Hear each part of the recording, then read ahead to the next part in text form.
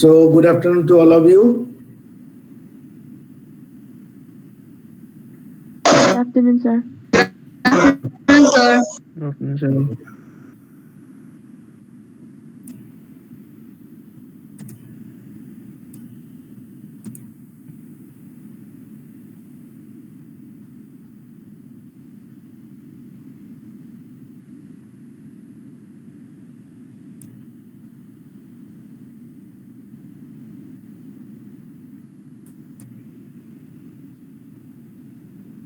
So slide is visible to you? Yes, sir. Okay. Yes, sir. Okay. Now coming in the last class we have discussed about the stomach. So now each and every part we are going to discuss. Now first is the rumen. So rumen is the first compartment and the largest compartment of the stomach. So it mostly occupies the left half of the abdominal cavity. It extends from the median line, that is left of the abdominal cavity, from 7 to 8 intercostal space up to the level of pelvis. The whole is the rumen. So it presents two surfaces, two curvatures, and two extremities.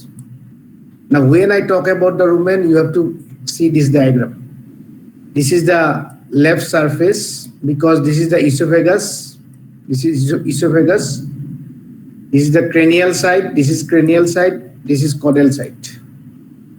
So this is the left surface and another surface is right surface. Now left surface composed of this left longitudinal groove. This is the left longitudinal groove. This is the left longitudinal groove. And it divides the rumen into two sac. This is dorsal sac. This is ventral sac. So rumen is divided into two main sac. One is dorsal, another is ventral sac. Similarly, right longitudinal groove. This is the right longitudinal groove. This is the right longitudinal groove. It will also divide into dorsal sac and the ventral sac. This is ventral sac. Now this is not rumen. This is not rumen. This is reticulum. Oh, sorry, omasum. This is abomasum. So this is the rumen. This is the rumen. This is the rumen.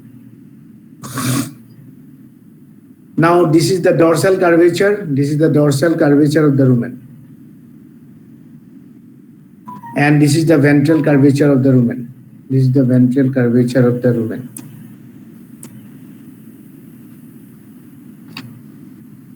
This is the anterior extremity. This is the anterior extremity.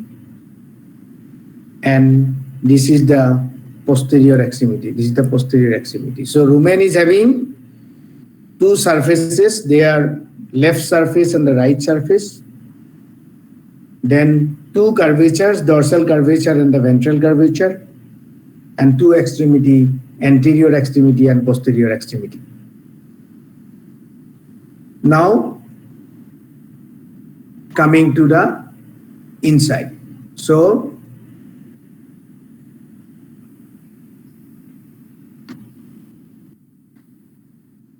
now this anterior extremity, the anterior extremity, that is the, this is not the anterior, this is the anterior extremity, this is the anterior extremity. Because this is reticulum. This is reticulum. So this is the anterior extremity of the rumen. This is spleen. This is spleen. Now the anterior extremity lies near the diaphragm. So diaphragm is coming like this. Diaphragm is coming like this. Coming like this. So here you will get the ribs. Here you will get the ribs like this. So anterior extremities lies towards the diaphragm. So in between the 6 to 7 intercostal space up to the level of pelvis. Now the anterior extremity, it is divided by the anterior transverse groove. This is the anterior transverse groove. This is the anterior transverse groove. into dorsal and ventral blind sac. Dorsal and ventral blind sac. This is one blind sac. This is another blind sac. Blind sac is this part. This part. This is ventral sac. This is dorsal sac. On the angle, you will get the blind sac. This is blind sac. This is blind sac. The rumen and reticulum are demarcated by ruminoreticular groove. So this groove is called ruminoreticular groove because this is rumen, this is reticulum. So this groove is ruminoreticular groove. The dorsal surface of the superior sac with the reticulum a dome shape area. So here there is a dome shape area that is known as atrium ventriculi.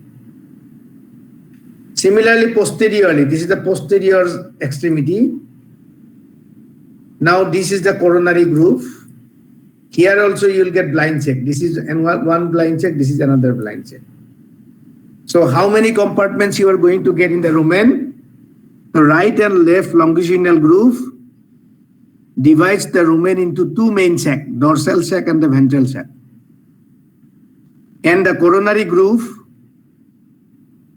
and the transverse groove will divide the dorsal and ventral sac into four blind sac. This is the anterior dorsal blind sac. This is anterior ventral blind sac. This is the posterior dorsal blind sac. And this is the posterior ventral blind sac. So there are four blind sac. Two anterior blind sac, dorsal and ventral.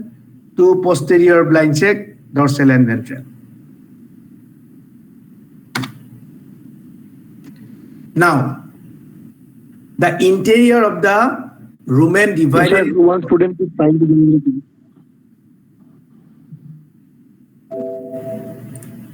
Sir, one student is trying to join the class.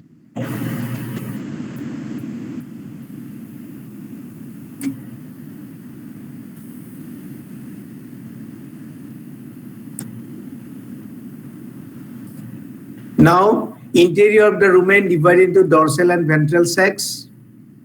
And interiorly, outside you will get the dorsal and ventral blind sac or sac, longitudinal groove. Internally, you will get pillars. This is the muscular pillars. So, outside you will get groove. Inside you will get muscular pillars. Now, if you go inside of these are the muscular pillars. These are the muscular pillars. These are muscular pillars. These are muscular pillars. Now, inside this is the dorsal sac. This is the ventral sac. And these are blind sac. These are blind sac. These are blind sac. This is blind sac. This is blind sac. And this side also you'll get blind sac. Now, inside this rumen, you will get some papillae. And these papillae are tongue-shaped or leaf-like. That is why the interior of the rumen is looking like Turkish towel-like appearance. Sometimes it may come. Turkish towel-like appearance, where do you find? So you have to write inside of the rumen, it is looking like Turkish towel-like appearance. So towel-like appearance you will get inside of the rumen because of the presence of papillae. Now coming to the reticulum. Here you see. This is the reticulum. The reticulum is the smallest compartment in case of ox. This part is the smallest out of these four parts of the stomach. Rumen, reticulum, omasum, abomasum. The smallest part is the reticulum. It extends from the 6 and 7 or 8 ribs. 6 to 8 rib. Mainly this is the diaphragm. So this is 6 rib. This is the 7 rib. This is the 8 rib. So in between the 6 to 8 rib, you will get the reticulum. So it has anterior surface. This is the anterior surface. I will close it again. I will discard it again. I am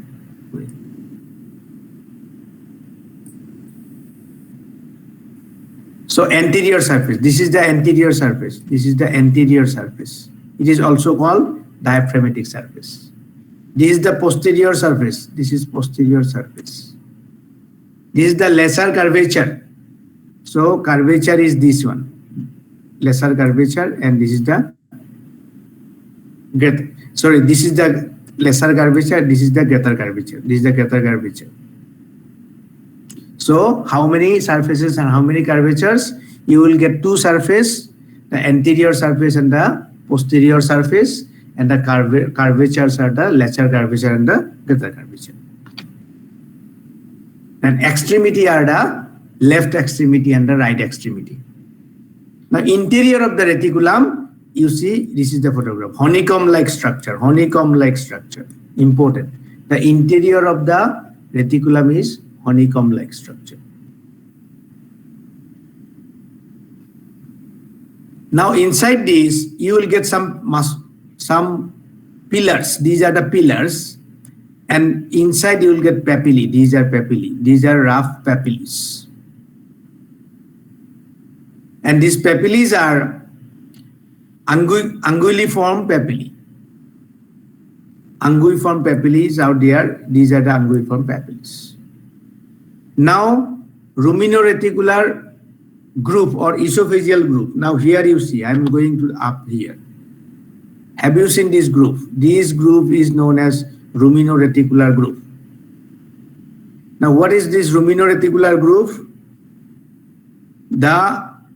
From the esophagus, the liquid particle will go directly to the omasum, bypassing the rumen and reticulum, and that is called the ruminoreticular group or esophageal group. It is very important. In the practical class only, I can show you this one. Now this is the ruminoreticular group. This is the ruminoreticular group or esophageal group. So it starts at the cardia. This is the esophagus. This is the point of esophagus. So it will enter here and it will go up to the omasum, bypassing the rumen and reticulum. So through this orifice, through this groove, the liquid material will directly can go to the omasum. For calf, it sucks milk. Milk will directly go from the esophagus to the omasum, bypassing the rumen and reticulum, because there is no requirement of fermented digestion in the milk. So there is no work to do in the rumen and reticulum. Directly it will go to the omasum.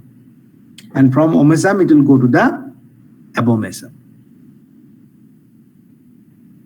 Now coming to the omasum. Inside of the omasum, you will get muscular folds. These muscular folds are called laminae. You see, these are laminae. And in the middle, you will get a depression. And depression is called sulcus, omasal sulcus. So the milk will come, they will pour into the omasal sulcus, and through this sulcus, it will directly go to the abomasum. It is looking like tough in the theory, but if you see practically in the practical class, it is very easy. But you have to remember one thing, inside the omasum, you will get laminae omasi. Laminae omasi means omasal laminae. And laminae omasi and omasal sulcus. It extends from the 7 to 11 rib, omasum. So rumen extends from 8 intercostal space to the pelvis. Reticulum extends from 6 to 8 rib.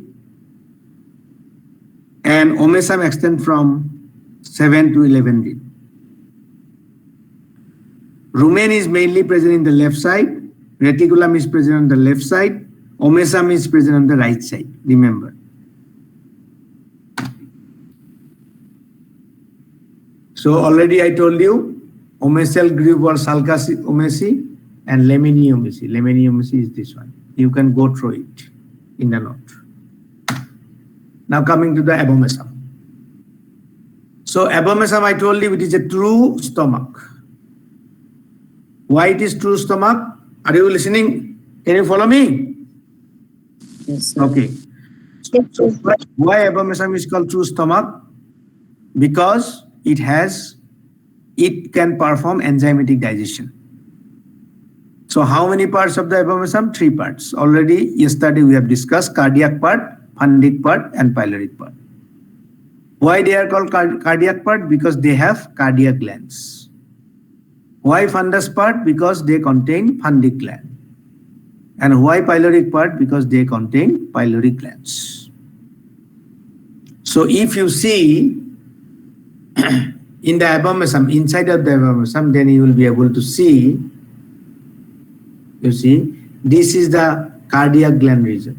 So this is cardiac part. This is the fundic gland region. So this is the fundic part. And this is the pyloric gland region. This is pyloric part. So this is esophagus. The food will come, first will go to the cardiac part, then it will go to the fundic part, and from fundic part it will go to the pyloric part. And enzymatic digestion takes place inside the abomasum. So pyloric part ends into the pylorus. Yesterday we have discussed. Pylorus, this is the pylorus. Pylorus is the junction, or it is the point where the abomasum finish. From here, the duodenum starts. The duodenum starts. That part is called pylorus.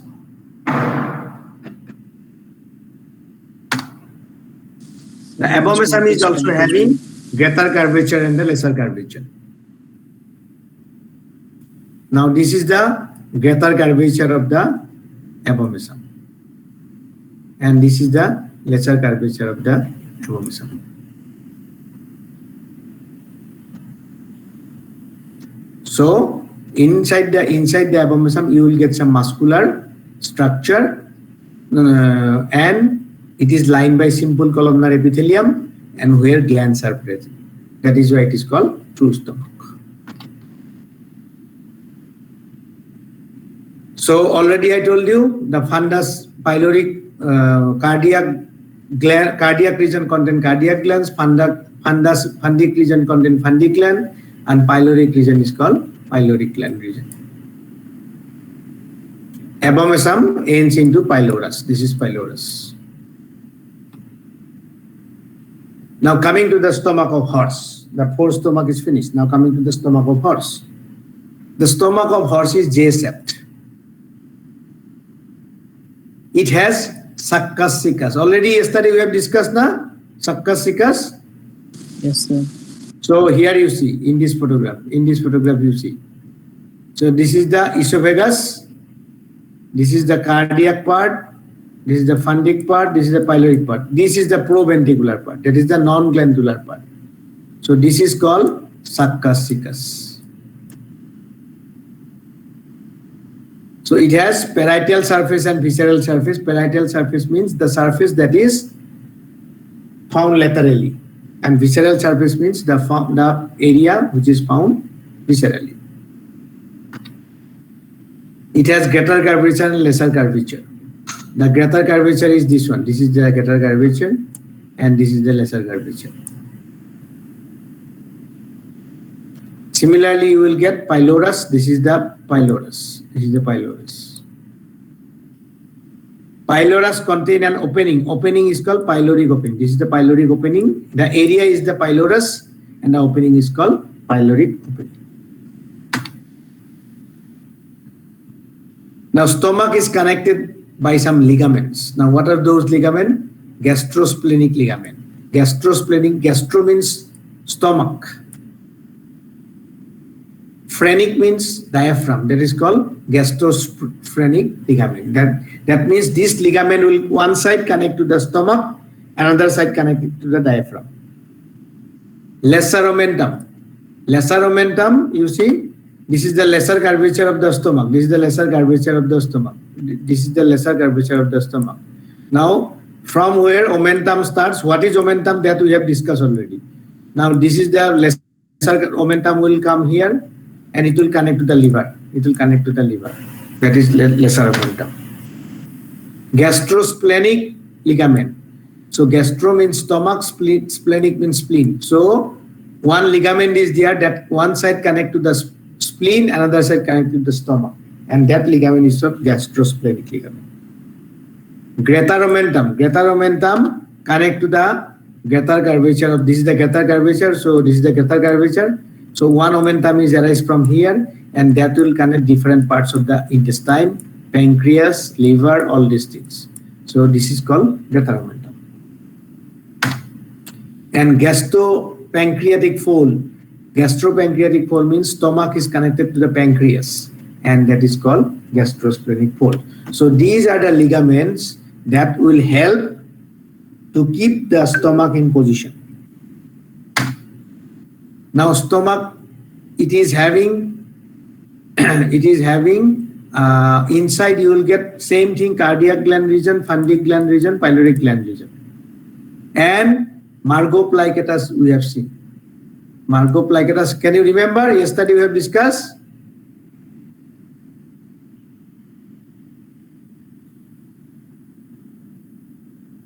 Yes, sir.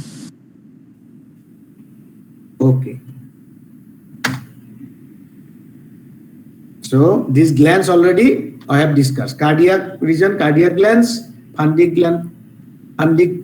region contain fundic glands, pyloric glands contain pyloric region. Now stomach of dog, it is pyriform. Remember, it is pyriform or U-shaped. Stomach of horse is J-shaped. Stomach of dog is U-shaped or pyriform. Same thing: parietal surface, visceral surface, lesser curvature, greater curvature, shape. Inside you will get cardiac, fundic, and pyloric part.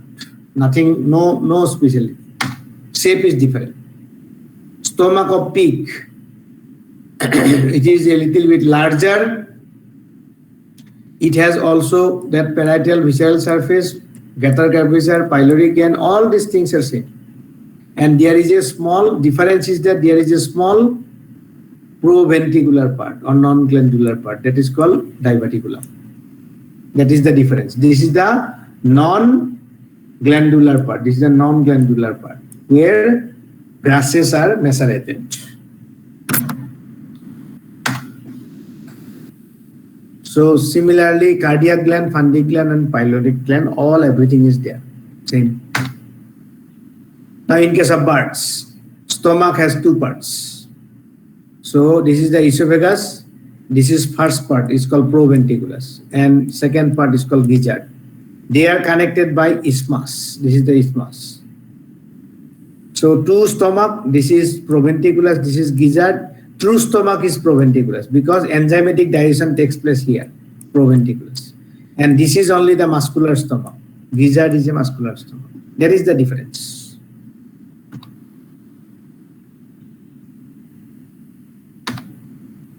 So this is all about the stomach of different species. Now next,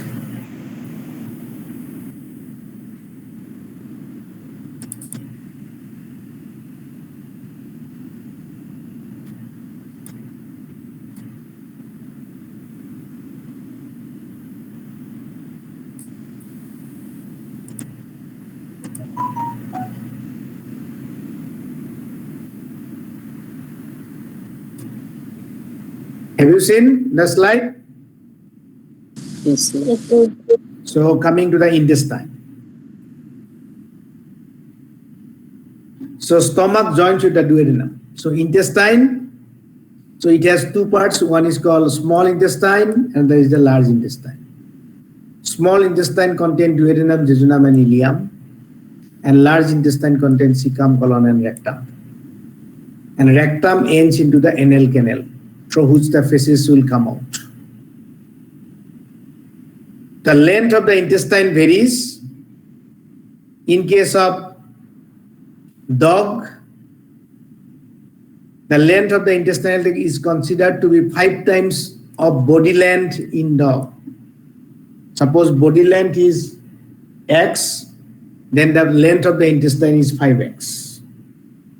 15 times in case of pig, 20 times in case of ox, and 25 times in small ruminants, and 10 times in horse. Can you getting this line? So we are having, so what is our normal height? Suppose 6 feet. Okay.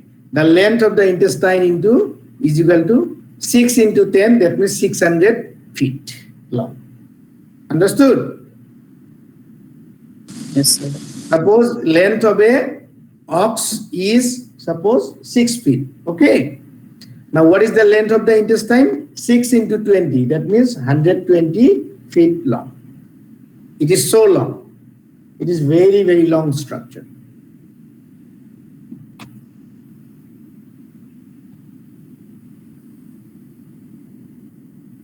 Now coming to the first is the small intestine. Here duodenum, jejunum and ileum. Now here you see in this photograph. So this is the stomach. This is the stomach. Now duodenum starts, this yellow color is the duodenum. This is the duodenum. The whole yellow color you see, there are 3 divisions. This is the first part of duodenum. This is the second part of duodenum. And this is the third part of duodenum. Clear? Yes, sir. So how many parts? 3 parts. 3 parts. So that is the first, second and third. So total length is almost 1 meter length, approximately in case of ox, 1 meter. So first part is known as cranial part. First part of the duodenum is called cranial part. It passes dorsally, you see, it passes dorsally to the visceral surface of the liver. Liver is present here somewhere. Liver is present here somewhere. So on the visceral surface of the liver, where it will form S-shaped curve. This is the S-shaped curve. This is the S-shaped curve. This is S-shaped curve. Remember S-shaped curve. Okay. So what is the course of the duodenum? First, duodenum is going dorsally. Where from duodenum starts?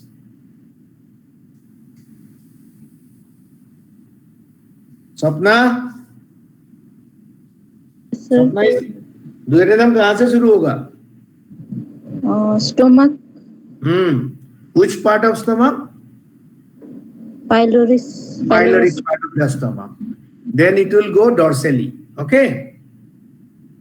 So then it will bend. That is forming an S-shaped curve. And first part is called cranial part. After the S-shaped curve is known as ansa sigmoidea or sigmoid loop. It is called sigmoid loop. And forming a flexor. This is a flexor. Flexor hoga to bend hoga. This flexor is known as cranial flexor. I will repeat here. Just 1 minute. Again I am going. This is the flexor. This is the flexor. It will bend caudally. And this flexor is known as cranial flexor.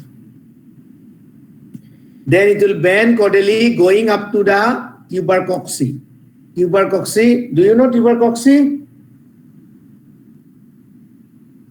You heard this name or not? Tubercocci. Yes, sir. What it is? Tubercocci क्या है? Pelvic bone. Whole pelvic bone is called tubercocci. No, sir. Then, which one is called tubercocci?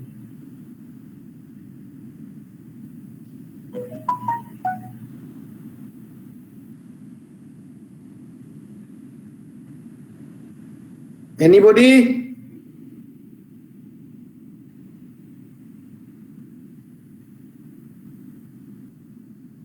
Ileum. Which part of ileum? Ileum is having how many angles? 3 angles. What are they?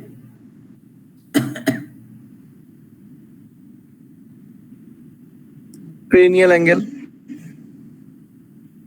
That is not cranial. This is called external angle. Then internal angle and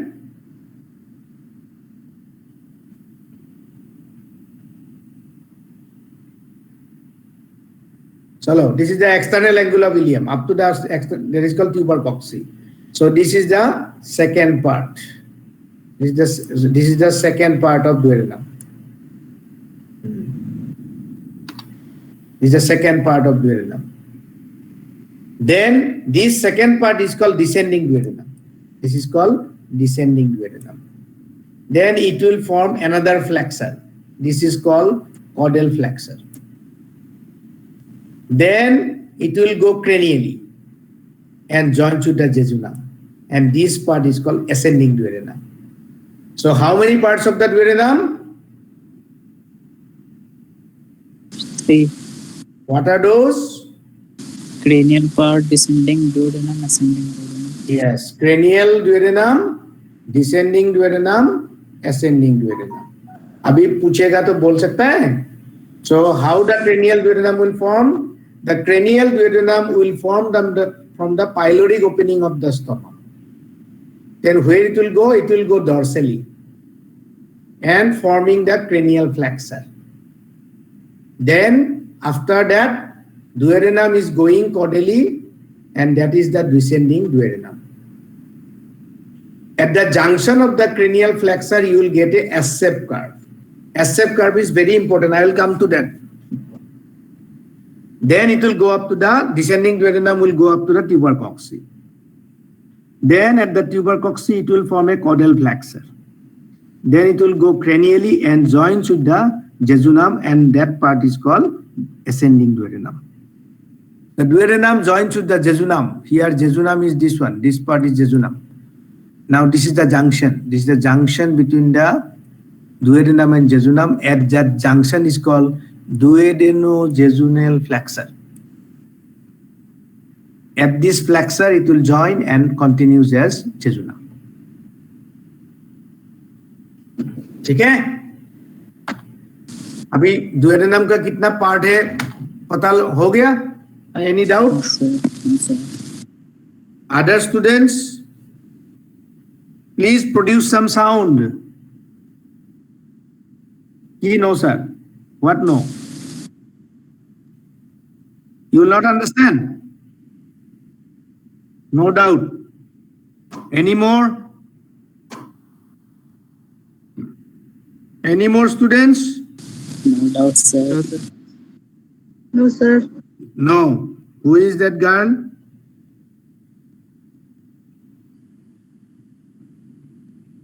What is your name? Sapna Sahu. तुम ही बोल रहे हो, दूसरा कोई नहीं बोल रहा है. सो सपना duodenum का कितना पार्ट है? 3 पार्ट है. 3 parts. The first part is known as Cranial part. cranial part. The cranial part forms the cranial flexure and form their S-shaped curve and continues as what?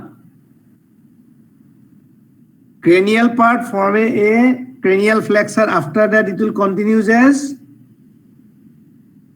Descending. descending duodenum. Then it will go up to the tubercocci, up to the level of tubercocci. Then it will form caudal flexure and continues as, Ascending duodenum. then ascending duodenum continues as jejunum at the level of duodenojejunal flexure. ठीक है? Yes, sir. Okay. Now here you see. The cranial part of the duodenum, this is the cranial part of the duodenum, attaches along with its cranial surface of the stomach by lesser omentum. So lesser omentum, this is the lesser curvature of the stomach or है कि नहीं है?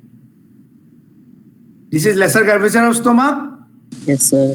So lesser omentum will come here and it will connect this part like this. Okay? This is omentum. This is omentum. So lesser omentum, how the cranial part of the duodenum are attached? So what is the structure by which the cranial part of the duodenum is attached? What is the structure? lesser omentum. Lesser omentum. Yad rakhna. Now the descending part of the duodenum, this is the descending part of the duodenum, is attached dorsally to the mesoduodenum. Here it is connected by one structure called mesoduodenum. Okay? Mesoduodenum. Second part is attached with the mesoduodenum. And ascending part, so ascending part is also connected by another fold, this fold. This is called descending colon with duodenocolic fold. Duodenocolic fold is the structure through which the colon, is connected to the duodenum. Now that is not very important. Now important is this one, common bile duct. So common bile duct enters the second curve of the sigmoid flexor here. This is the second curve of the sigmoid flexor here. Here diagram is not proper. Diagram is S-shaped curve. The curve should be like this. The curve should be S-shaped curve. Okay, this curve is like this. This area should be like this. Now in the second band of the S-shaped curve here, one structure is opening. That is the opening of common bile duct. So where the common bile duct will open in the duodenum? Very important. Where the common bile duct will open at the duodenum? Sigmoid flexor. Second band of the S-shaped curve of the sigmoid flexor. Second band of the S-shaped curve. Now what is common bile duct? Common bile duct means hepatic duct will come from the liver, cystic duct will come from the gallbladder. They will combine together to form the common bile duct. That means common bile duct is formed by the union of hepatic duct and cystic duct. Okay, and they will carry the bile to the duodenum. That gives the yellow color faces in human being. So yellow color faces means from the gallbladder the bile will come, they will pour into the duodenum, and this bile will be evacuated from the body. Bile is not required. Evacuated from the body with the help of feces. It will give color to the feces. That color is known as yellow color. So if somebody is suffering from jaundice, have you suffered from jaundice previously? Anybody? Jaundice you know or do not know? Yes, sir. So if somebody is suffering from jaundice, their bile will not come to the duodenum. Then what will happen? The feces will be not yellowish color. Yellow color of the feces will be not present. That is a symptom of jaundice. Now, here you see, here the common bile duct has opened, just caudal to this another structure will open here. And that structure is the accessory pancreatic duct. So pancreatic duct open just caudal to the common bile duct. Remember, so S-shaped curve of the sigmoid flexor of the duodenum is very important because here there is opening of two ducts. One is the common bile duct, another is the pancreatic duct. Yaad rahega? Yes, sir. So where the common bile duct and pancreatic duct will open? At the sigmoid flexor of the duodenum. Where do you find sigmoid flexor? At the S-shaped curve near the cranial flexor of the duodenum. So that is the beginning point of the descending duodenum. Clear or not? मैं उल्टा पुल्टा करके बता रहा हूं. Can you follow me or not? Yes, sir. Remember, so two ducts are opening there. Okay, just caudal to the. So 1 minute. So just caudal to this is the cranial flexor. This is cranial flexor.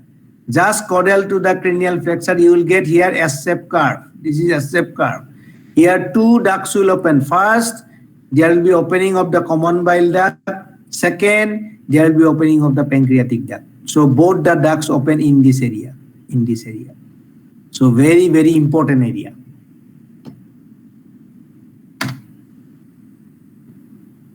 Now, in case of ox, these two ducts will open separately. Which duct? Common bile duct and pancreatic duct.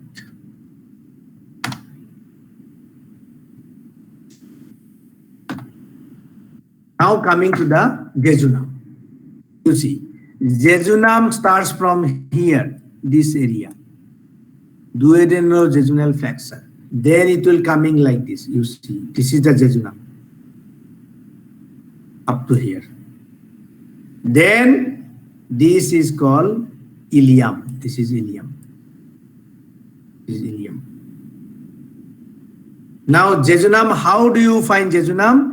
Because one side it is connected to the mesentery. This is whitish color area is the mesentery, and these are the mesenteric lymph gland, lymph node, mesenteric lymph node. So one side it is connected to the mesentery.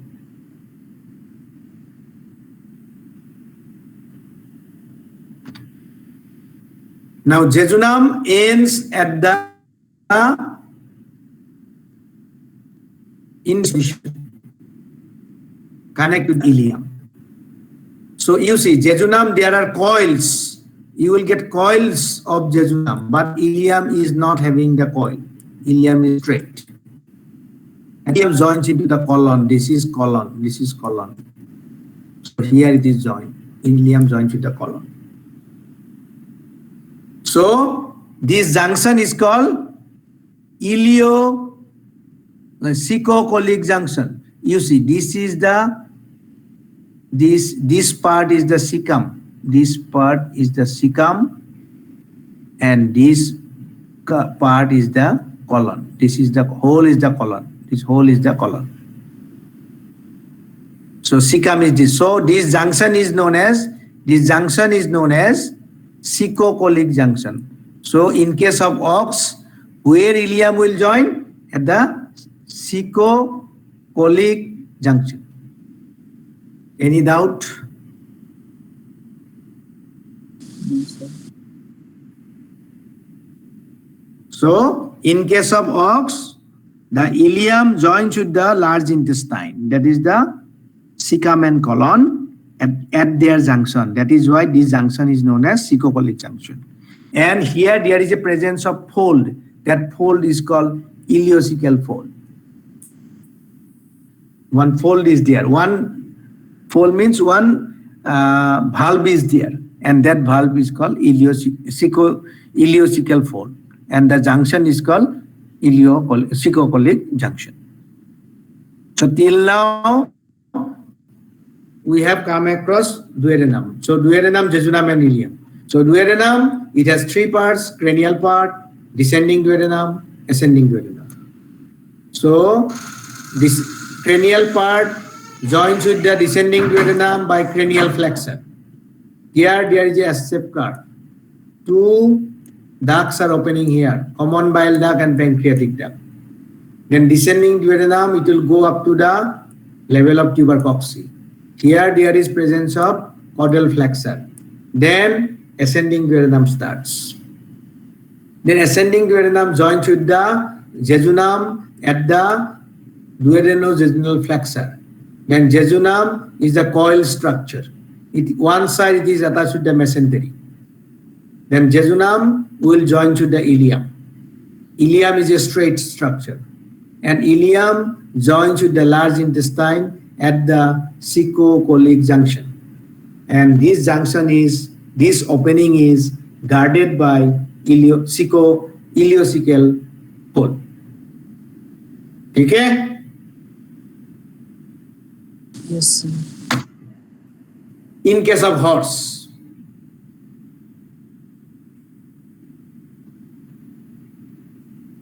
so in case of horse, What is the difference? You will get all this cranial part, descending part, ascending part same. Now here you see cranial part in case of horse is very short, very short. Short or not? Now what is the difference here? The difference is that the hepatic duct, the common bile duct and the pancreatic duct will open at the same point, and that point is known as hepatopancreatic ampulla or major duodenal papilla. This is very, very important. What is the difference here? The common bile duct and the pancreatic duct open at a particular point. In case of ox, first there will be opening of common bile duct, then will be opening of pancreatic duct. But in case of horse, both open at a particular point, and that point is known as hepatopancreatic ampulla or major duodenal papilla. Okay? Yes, sir. That is the difference in case of duodenum of horse. The rest of the part is almost same. So similarly, you will get the jejunum. So this is the duodenum. Then jejunum will come like this, jejunum. Then you get the ileum. Ileum joined with the. I will tell you now. The ileum can be distinguished from the jejunum by thicker muscular wall and narrower lumen. At the ileal, that is ileocecal opening, the mucous membrane, the cecocolic valve, where it will open. So it will join with the ileum joins with the cecum with the ileocecal junction. So in case of ox, ileum joins with the cecocolic junction.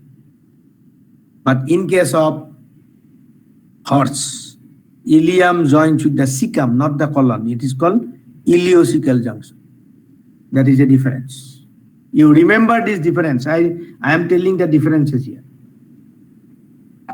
Now coming the dog.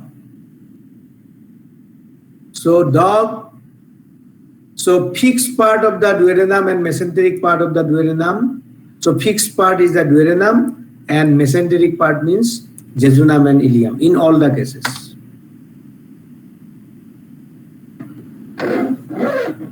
So it is almost same with that of the cattle.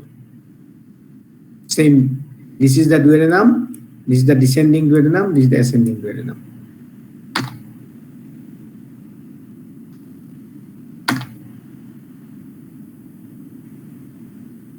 Here you see the ileum joins with the, again, cecum, and this is colon, cecocolic junction, in case of dog. Here it is peak. Peak, same thing, duodenum, you will get this is cranial part, this is descending part, this is ascending part. This is jejunum. And this is ileum. Now here you see, ileum joins with the cecum only. The whole is the cecum. This is whole cecum. This is cecum. Colon will be from here. This is the colon. This is the colon. So, ileum joins with the cecum, not the colon. So that is why this junction is known as ileocecal junction.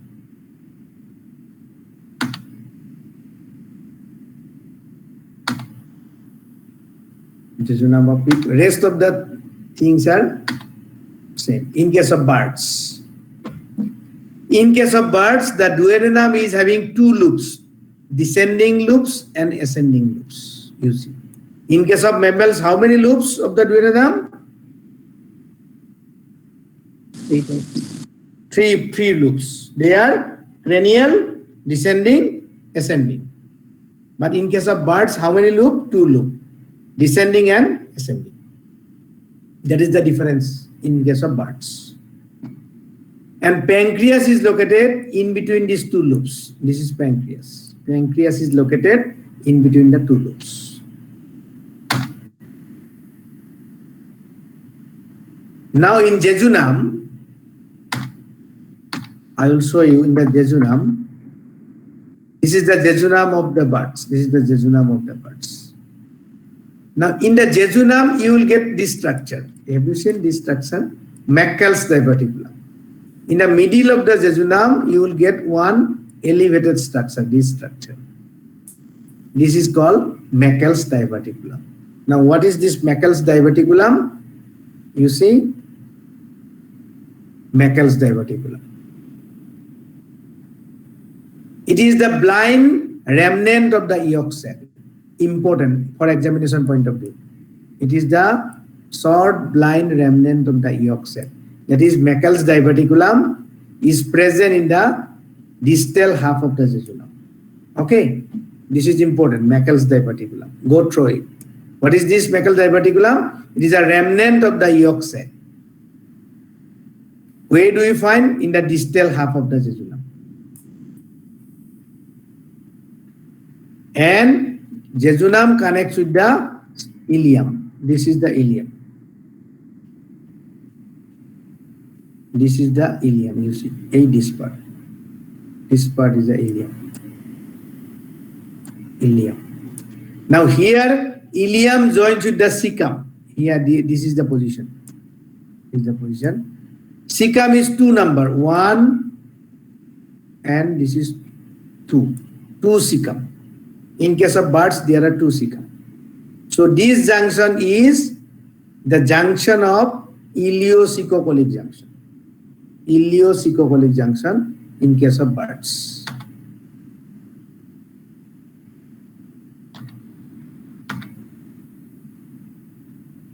This is all about the small intestine of animal. Now in the next class we are going to discuss about the large intestine. So you have downloaded my notes now? Yes, sir. You go through it. Small intestine. Yes, okay. In the next class we will discuss the large intestine. Clear? So I will stop here today. Okay. Thank you. Thank you, sir. Thank you, sir. Thank you, sir. Thank you, sir. Thank you, sir.